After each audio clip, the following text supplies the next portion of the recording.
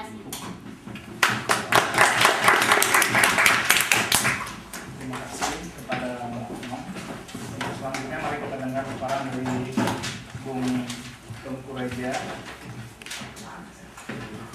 Dia ini adalah kepala bidang kerjasama antar institusi komunitas Aceh se-Eropa. Kebetulan juga adalah mahasiswa masteran di Universitas Bremen juga. Untuk waktu dan tempat, silakan. Assalamualaikum warahmatullahi wabarakatuh. Salam sejahtera, selamat siang untuk kita semua. Oke, dalam kesempatan hari ini mungkin saya mewakili rekan Aceh yang kebetulan berhalangan hadir untuk menghadiri acara ini. Kebetulan saya diminta untuk membahas tentang tujuan kritis implementasi syariat Islam di NAD. Saya akan sedikit kasih apa itu sejarah sejarah syariat Islam, bagaimana perjalanannya, bagaimana perdebatannya, kemudian landasan peraturan apa yang melandasinya, kemudian sebenarnya saya diminta memberikan tentang tinjauan kritis perda, namun background saya merupakan biologi, jadi saya tidak menguasai hukum, namun saya berusaha memberikan suatu implementasi dalam penerapan tersebut dalam kerangka tindak kekerasan, nanti saya kasih uraian. Kemudian kita melihat bagaimana upaya mengurangi kekerasan tersebut dan dilanjutkan kesimpulan. Kemudian dalam presentasi ini saya pakai ke beta karena ini merupakan berkaitan dengan undang-undang, jadi saya nggak berani menginterpretasikannya secara melalui pikiran saya sendiri. Oke, sedikit menjelaskan mengenai perjalanan syariat Islam di Aceh supaya kalian dapat mengetahui apa sih hierarki syariat Islam yang berada di Aceh saat ini. Perjalanan syariat Islam di Aceh itu sendiri bermula sebenarnya sudah sejak abad ke-6 ketika Marasido mendirikan kerajaan Saluka Pasai di Aceh. Namun secara resmi abad ke-9 itu baru dipikirkan bagaimana cara menerapkan syariat Islam sebagai dasar hukum di Aceh, di mana bagian tersebut menurut beberapa ahli atau beberapa pemikir tidak terpisahkan dari adat dan budaya dan situasi keseharian berkembang di Aceh. B.J. Boland, seorang antropolog Belanda pada tahun 1942 setelah melakukan penelitian di Aceh memberikan suatu asumsi bahwa being an Aceh is equivalent is being a Muslim. Jadi apabila Anda Aceh, maka Anda equivalent sebagai seorang Muslim. Kemudian mungkin sudah dijelaskan oleh Kang Oman mengenai masalah kodifikasi landasan syariat Islam yang sudah ada.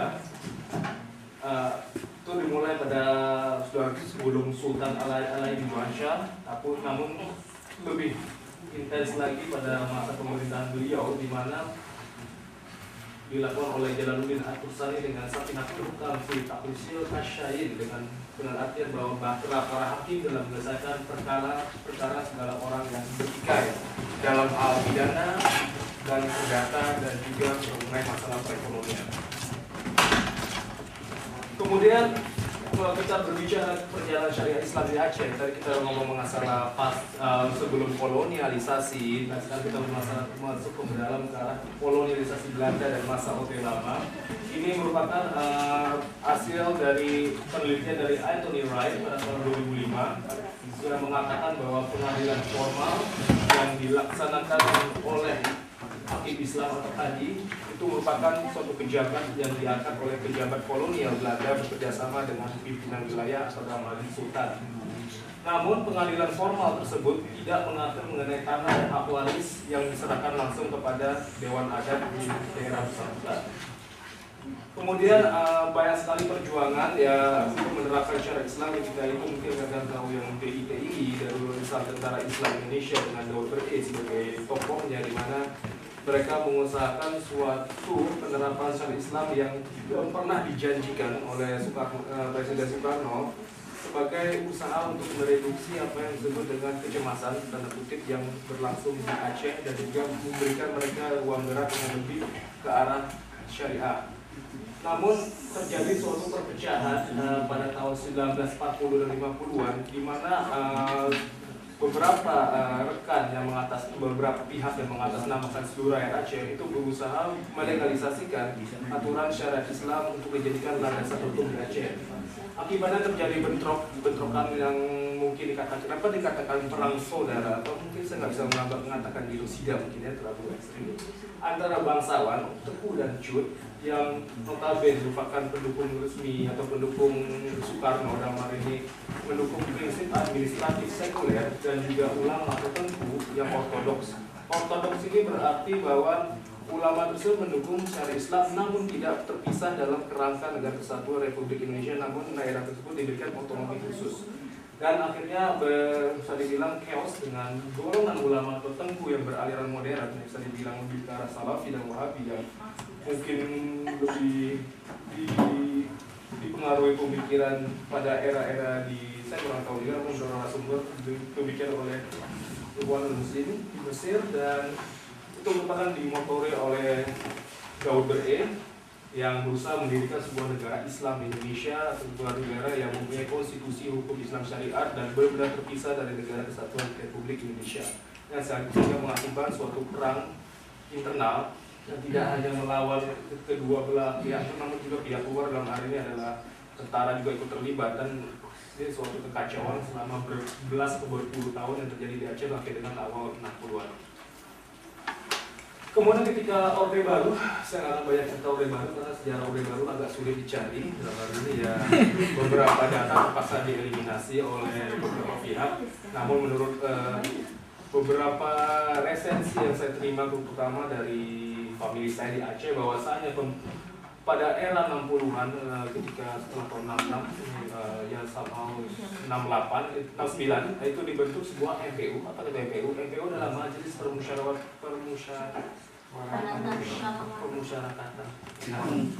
Permusyawaratan Ulama, yang dibentuk oleh DPRDA, saya nyebut DPRDA, istilah sekarang itu DPRD Aceh, dan berusaha membentuk suatu landasan hukum syariah untuk dapat digunakan dalam kehidupan sehari-hari.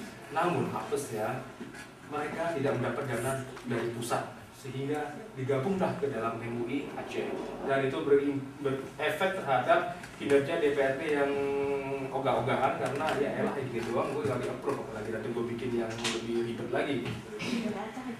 Kemudian akhirnya Presiden Soeharto berusaha menyergamkan pemikiran-pemikiran, wah ini gawat nih kalau Islam terlalu maju, kalau di Aceh bisa drafe, gitu kan, Exxon Mobil lagi ngasilin gas, gitu kan, kalau Islam naik bisa kasus kayak Arab Saudi ketika Wahabi Arab berusaha mengacaukan ketika Saudi Aramco melakukan eksplorasi di Arab Saudi. Akhirnya dengan berlandaskan pemikiran dan sejumlah gejolak-gejolak di daerah, pemerintah berusaha membuat sebuah penyeragaman dan penghapusan keistimewaan beberapa daerah, salah satunya Aceh, dengan membentuk undang-undang pemerintah daerah Aceh dan desa, daerah dan desa.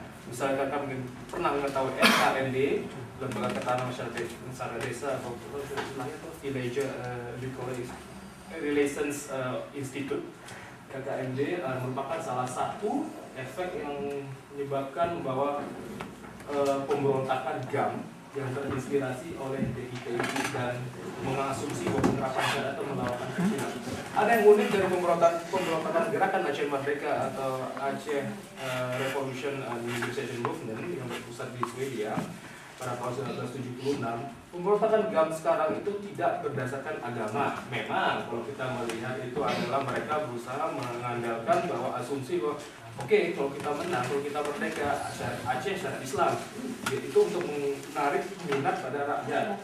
Sama seperti DITI ketika mereka berusaha, kita ingin ngasih syariat Islam loh. No, nonsense. Karena bagi saya it's a rebellion. Dalam artian mereka ingin suatu posisi, ingin suatu jabatan, itu mutlak. Dan itu terjadi dengan GAM. Dan mereka berusaha ya walaupun alasannya ini, walaupun alasan ini oke lah untuk beberapa aspek, namun tidak seluruhnya perjuangan mereka ke arah yang benar. Oke, lalu pasca reformasi setelah 98 dengan dicabutnya status darurat daerah operasi militer pada tahun 98 oleh Jenderal TNI Purnawirawan Wiranto, akhirnya disahkan adalah Undang-Undang Nomor 44 tahun 99 oleh mantan Presiden Habibie tentang penyelenggaraan keistimewaan Provinsi Daerah Istimewa Aceh dengan memberikan wewenang yang lebih luas ke dalam Aceh untuk mengadakan pemerintahan yang berlandaskan syariat Islam. Kemudian diusul ketika pemerintahan Megawati dengan membentuk Dinas Syariat Islam pada tahun 2001 dan dilanjutkan oleh pengesahan Undang-Undang Otonomi Khusus NAD pada tahun yang sama. Kemudian ketika saya menyimak ada suatu asumsi dari krisis Grup Asia Report pada tahun 2006, ada beberapa argumentasi yang benar-benar dipakai oleh pihak-pihak Muslim atau non-Muslim mengenai penerapan syariat Islam di Aceh beberapa waktu belakangan ini.